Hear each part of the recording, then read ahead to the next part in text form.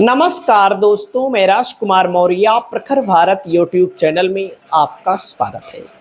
बहुत बड़ी खबर आ चुकी है उत्तर प्रदेश की राजनीति से।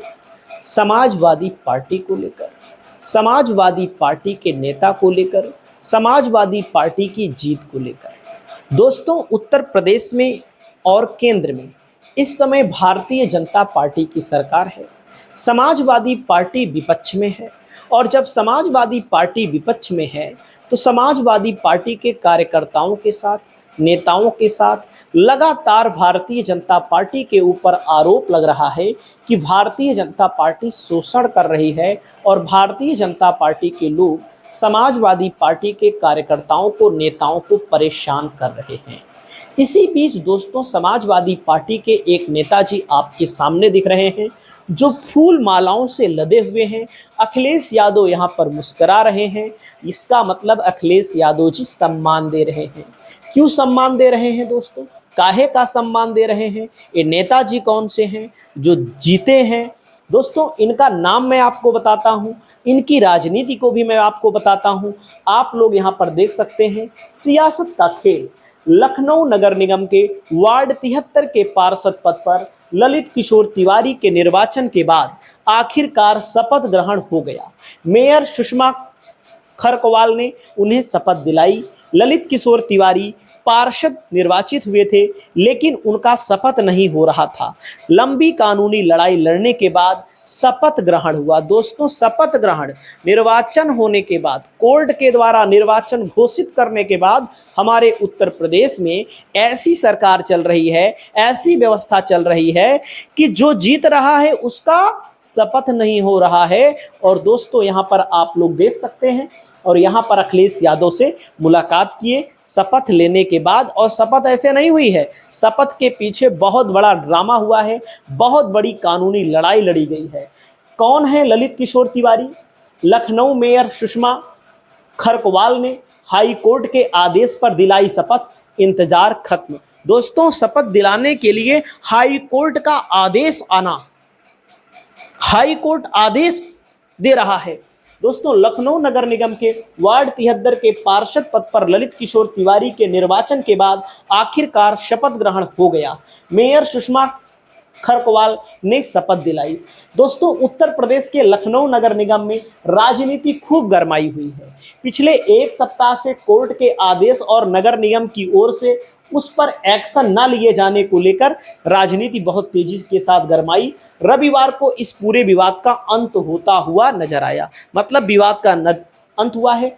दरअसल लखनऊ नगर निगम चुनाव 2023 में वार्ड 23 से भारतीय जनता पार्टी के प्रदीप शुक्ला ने चुनावी जीत दर्ज की थी। मतलब 2023 में जो नगर निगम का चुनाव हुआ था, नगर पालिका नगर निगम का चुनाव हुआ नहीं था, उसमें बीजेपी को जीत हुई थी, प्रदीप शुक्ला को।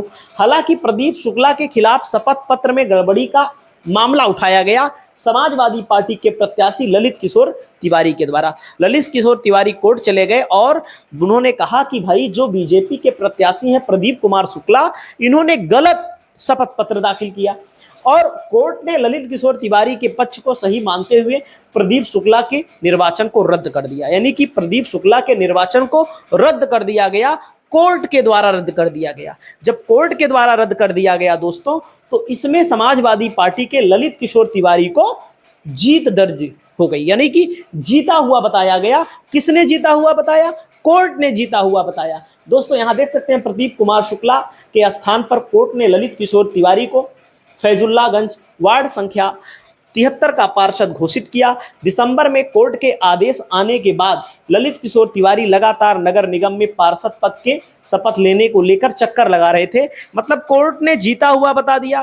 कोर्ट के माध्यम से लगातार चक्कर मार रहे थे कि भाई हमारा शपथ हो, हम भी अपना कार्यभार संभालें। लेकिन दिसंबर बीता, जनवरी बीता, फरवरी बीता, मार्च बीता, अप्रैल बीता, मई बीता। मई के लास्ट में शपथ हुई दोस्तों, 6 महीना बिताने के बाद। और दोस्तों, यहाँ पर मेयर को आदेश देना पड़ा। मतलब मेयर को आदेश दिया गया कोर्ट के द्वारा सुषमा खरकवाल को। सुषमा खरकवाल ने हाई कोर्ट के आदेश पर कार्यवाही नहीं की। मतलब हाई कोर्ट ने आदेश दिया कि इनको शपथ दिलाई जाए। वे कानून की प्रक्रिया का पालन किए। प्रदीप शुक्ला की याचिका खारिज कर दी गई। प्रदीप शुक्ला ने कहा कि हम बात नहीं मानेंगे हाई कोर्ट की, हम जाएंगे सुप्रीम कोर्ट। लेकिन प्रदीप शुक्ला जो बीजेपी के कैंडिडेट थे, उनकी याचिका को खारिज कर दिया गया। हाई कोर्ट ने इसके बाद मामले की सुनवाई करते हुए मेयर सुषमा को प्रशासनिक और वित्तीय अधिकार सीज कर दिया।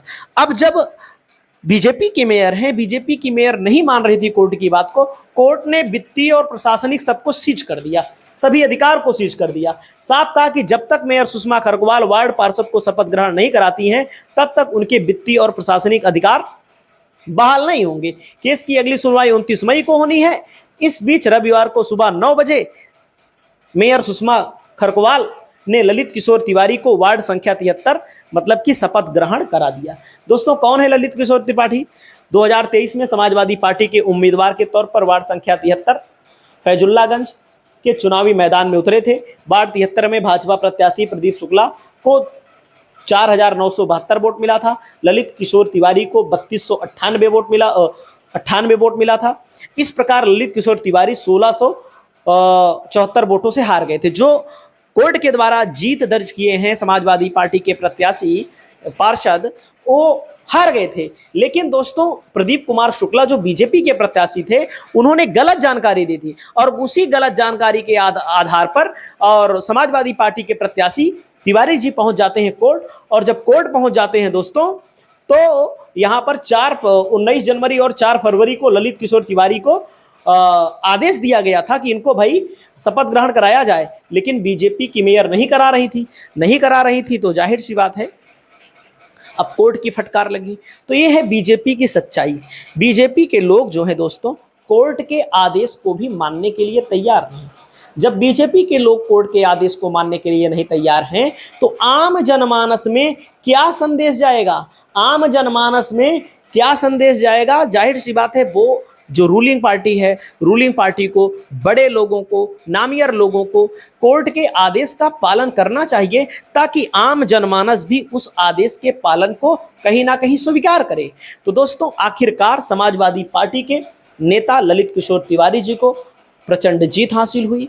इसको लेकर के लगातार बधाइयां मिल रही हैं। समाजवादी पार्टी के कार्यकर्ताओं में उत्साह है। समाजवादी पार्टी के लोग बीजेपी को बेईमान पार्टी बता रहे हैं, बीजेपी के लोग समाजवादी पार्टी को बेईमान बता रहे हैं। तो इस मुद्दे को लेकर के आपकी जो भी राय हो दोस्तों, आप लोग अपनी राय को रखिए, क्योंकि उत्तर प्रदेश में आने वाले 2027 के चुनाव में आप लोग देखेंगे कई जगहों पर गड़बड़ियां आपको देखने को सामने आएंगी। और आप सब जान रहे हैं कि वर्तमान में मुख्य चुनाव आयुक्त ज्ञानेश कुमार हैं, उनके ऊपर तो विपक्ष लगातार सवाल उठा ही रहा है, क्योंकि विपक्ष की बात को जब मुख्य चुनाव आयुक्त नहीं सुनते हैं, इसको लेकर के कहीं ना कहीं दोस्तों, कहीं ना कहीं जनता में भी असंतोष है। इस मुद्दे को आप लोग बताइए। नमस्कार।